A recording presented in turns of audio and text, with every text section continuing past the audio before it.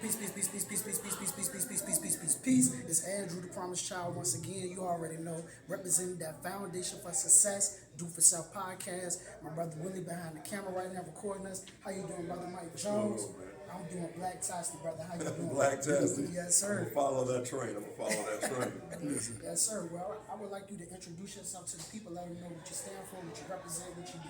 Well, hey, I'm your man, Mike Jones. I am in the House of Delegates, so they call me Delegate Mike Jones. They call me Honorable. But I just want y'all to call me. That's it.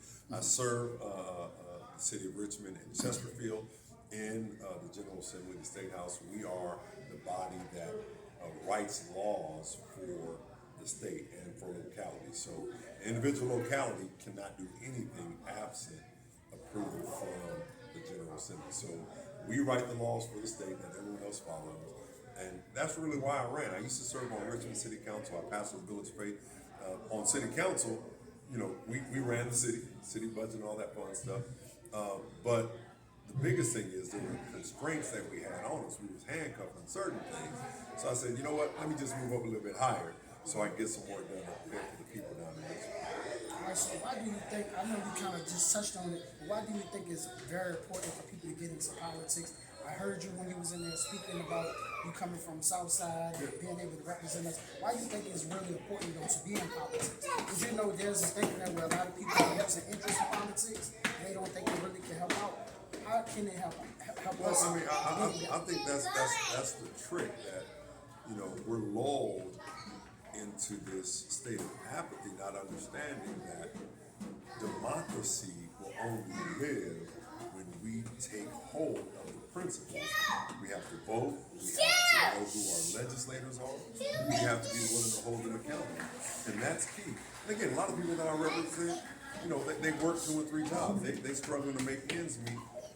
And so it's even more important on me to make sure that their needs, their voice, and their dreams and desires aren't derailed, but they're brought to pass. So it's about bringing resources back to Southside. It's about bringing the things that they need, jobs, funding for education. These young kids in here, hey mom, these young kids in here, to make sure that they have properly funded schools.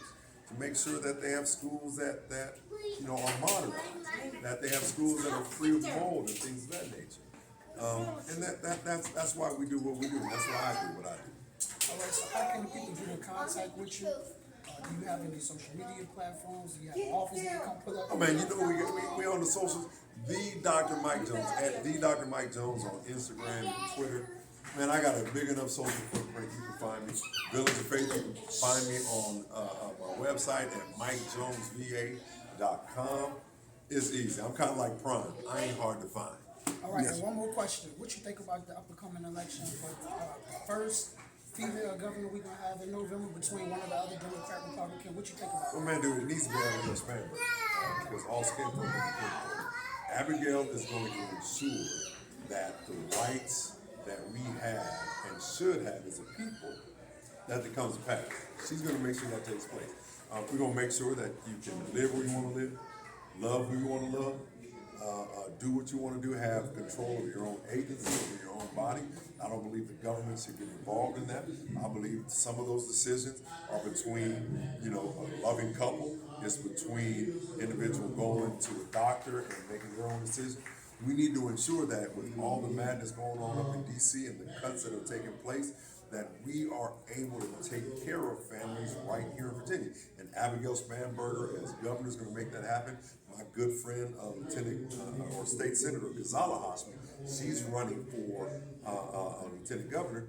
We need her in there. She represents South Richmond right now, and we need to get her in there so we have some good common sense legislation and laws going forward. And the last thing,